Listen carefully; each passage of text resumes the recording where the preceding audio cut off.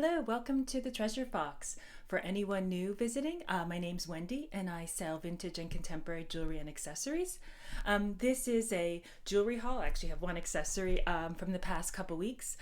It has been a few weeks since I did my last video. I just had a bunch of things to handle here. My goal is to do one video a week, but there may be times where there's a couple weeks in between.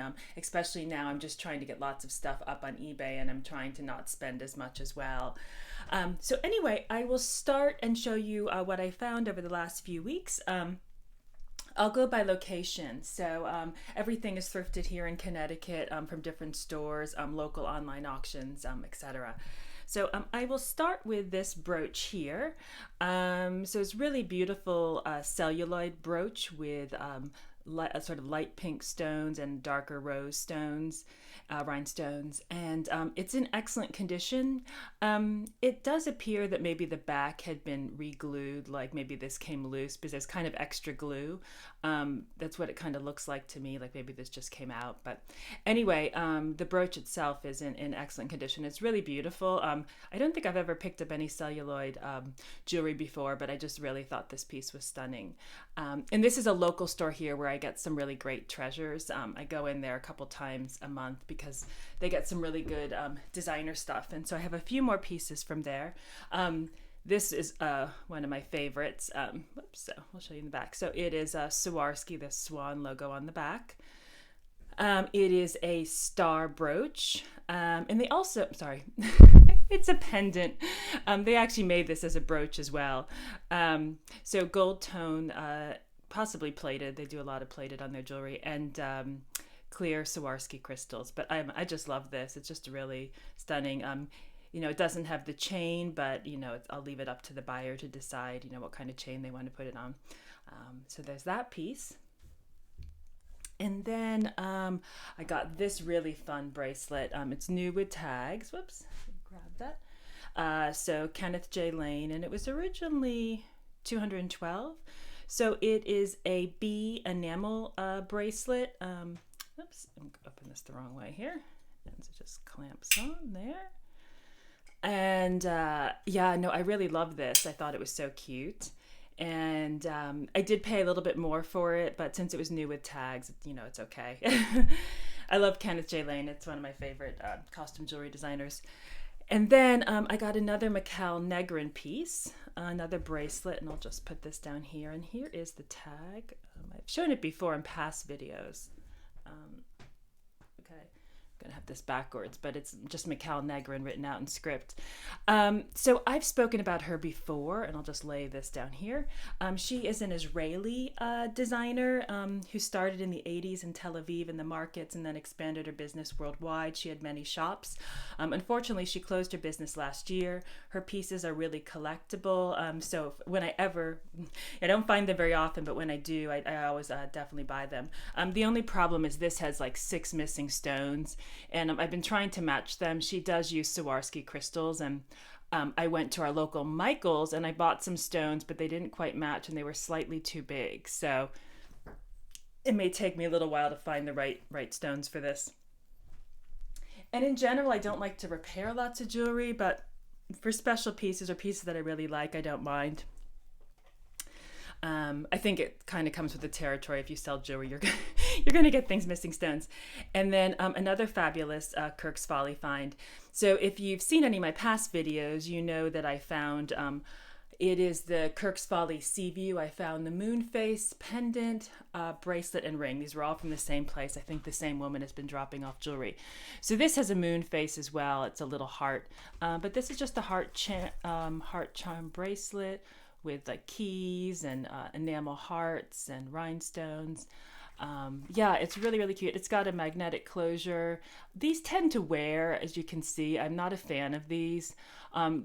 The bracelet is new, mint condition, except for this. And it works. It's just, I found this with a lot of jewelry with magnetic closures. I kind of hope they stop using those in jewelry.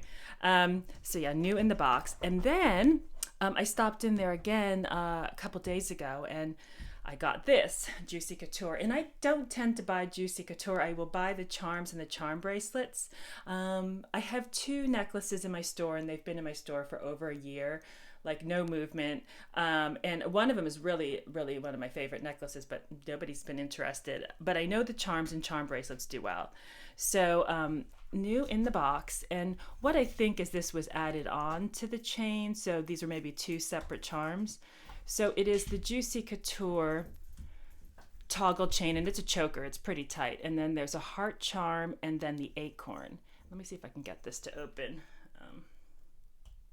So the acorn opens.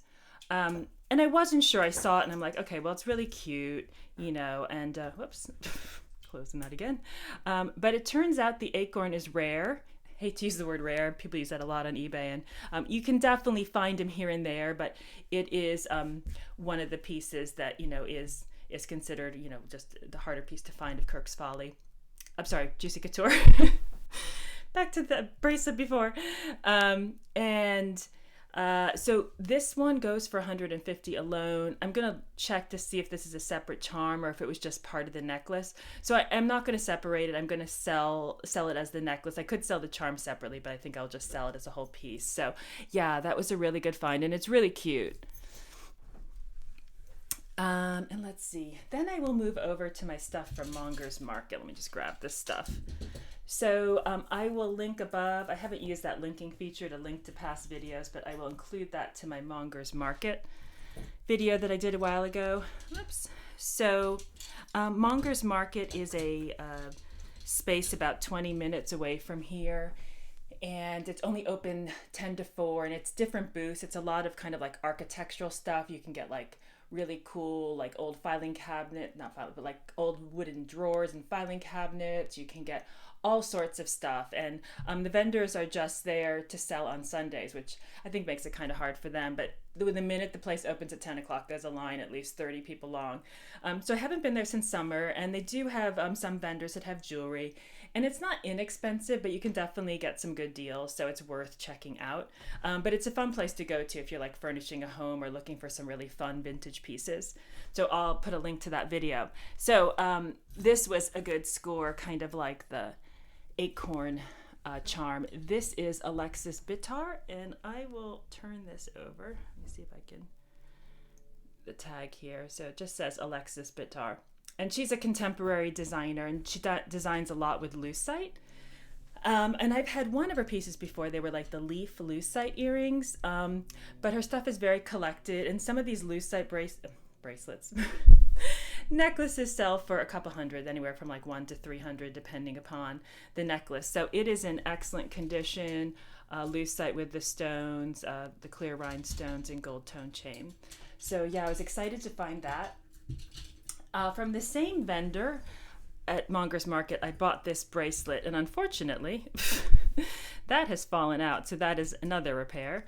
So it is a gold tone, sort of Asian style lucite plastic bracelet, and I just really liked it. I like the design. I like a lot of the Asian motifs in jewelry. So that, and then the last thing I got from Mongers Market were these earrings, and they're really pretty. I'll just lie them down first. So they're definitely vintage, but they're not as old as they like appear to be. They're more of like a 1930s style with these kind of like black glass dangle look, and kind of have the computer, the iPad on the wrong angle to catch these as well. But really, really pretty and very good condition. I would think they were older, like 1930s, but this clasp kind of gives it away. It's more contemporary, so I feel like they were maybe made in like the 80s, possibly 90s, not really sure, but I still think they're vintage. I just think they're more contemporary. But yeah, these are really pretty. And so next I will go to, one more thing I got from Mongers Market. Bring in all the stars. So this is Joan Rivers, and I love Joan Rivers jewelry. I always pick it up. So it is a star brooch, and then there's,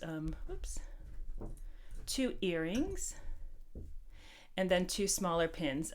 This one though, one rhinestone popped out, and I have it, so it's another repair. So this one in the bracelet will be quick repairs, but the Mikel Negrin piece will be a little bit more involved to fix. So, okay, well, let's see. Let me go to the auction items. I'll bring these all in. Okay. So there was a local auction I was bidding on, and there was this fabulous lot of jewelry, and I didn't get it. I was bid up, and they have the buyer's premium. If you haven't bid on auctions, there's a buyer's premium, not on Shop Goodwill, but on regular auctions. It's anywhere from 10 to 30% depending upon the auction house holding it, and then you have to do pickup or shipping if they offer it. So I had to pass on the auction lot I was looking at, but I did go for my backup, and it had some cute things. It wasn't the one that I loved, but I was like, okay, well, I still got some good pieces. So this is a 1928 brooch, new on the rack card. I took it off because I was going to photograph it. So, but yeah, new with tags, never worn. So bar brooch with sort of these clear rhinestones. And then this snake chain belt, and I think I don't think it's vintage. I think it's made to look vintage. It feels more contemporary, but it just clasps there, and it's got the faux pearls and clear rhinestones. And then a couple more pieces. This gold-filled brooch from Winard. It's 12 karat gold-filled, and I'll see if I can show you the mark in the back there. I think it goes this way. And it's kind of got a resin lucite rose. And then this necklace, which I thought might be Cara Lee, but it's not. So it is a coin necklace with the black enamel on the outside, and then but it's not marked at all. But Cara Lee did make a very similar style necklace, so I thought when I saw it in the photos that it might be Cara Lee, because the person who was selling this didn't list any jewelry. Like sometimes they'll list designers, but some just don't say anything. They'll just like say, lot of costume jewelry. And then this piece, which it's kind of interesting how they've designed. This is how you get it on your neck. It's just kind of an expandable coil. Unsigned, I think it's just a very, contemporary, like, statement necklace with this sort of waterfall look. And it's very pretty. I figure somebody would want it. It's very blingy. It would dress up any outfit. And then these are sort of just the set stones on the side. So, and I'll show you the back. But yeah, pretty well constructed. And then, let's see. I did stop at a Goodwill up in Glastonbury, which is a little bit over an hour from here. My dentist happens to be up that way. And so I got a few pieces. I got this. Let me see if I can put this all on camera. I'm trying not to adjust the camera. I've got an iPad that I film on. So I'm just trying to keep it at one height that's close enough to view things at, but then enough that I can get everything in the whole picture. So this is a Banana Republic statement necklace with these white dangles and sort of lucite, translucent colored beads. And yeah, it's really pretty. The thing is, Banana Republic and J. Crew, even though I think their jewelry's well made, it doesn't necessarily always move fast or sell for particularly high prices at all. Obviously there's some exceptions, like the brulee pieces from J. Crew, which I've never found, which I'd love to find. But yeah, I think they're very pretty. So, I tend to pick them up, even though sometimes maybe I shouldn't. And then two more pieces. This Chico's necklace, and it almost looks brand new. There is a small little mark on the back of wear, but it's like a brush tone gold. Really pretty triangular shape with a silver tone chain and this kind of bead accent on the side. And then the last piece, I love this, is this bag. I'm going to have to put it down. Now I am going to have to lift the camera up so you're not going to be able to see this. So this is by a company called Bueno Wearable Art. I don't think they're a vintage company. I think it's a contemporary company that makes vintage stuff. I'll have to do more research. But they make all these bags. Some of them are cigar boxes. This one isn't. It's too wide, but I have seen those cigar box bags. So I just thought it was really, really cute. It is new, but I will list it as pre-owned, as you can see through transit or wherever it's been stored, the edges have gotten a bit dinged. But the interior is all clean. I don't think it was ever used. I just love the design, and it has that vintage inspiration. So I was like, okay, I have to pick this up, and just really, really cute. So that is everything I found over the last couple weeks. So thank you guys so much for watching. Please let me know in the comments if you have any questions, if there's something you'd like to see in the future. My next video may not be for about 2 to 3 weeks. I'm just kind of focusing on listing on eBay.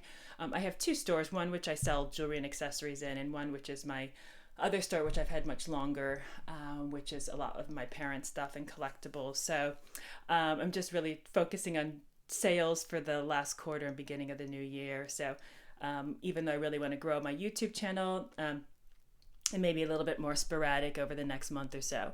So anyway, thank you so much. And if you're enjoying the videos, please hit subscribe and I will see you next time. Okay, thanks.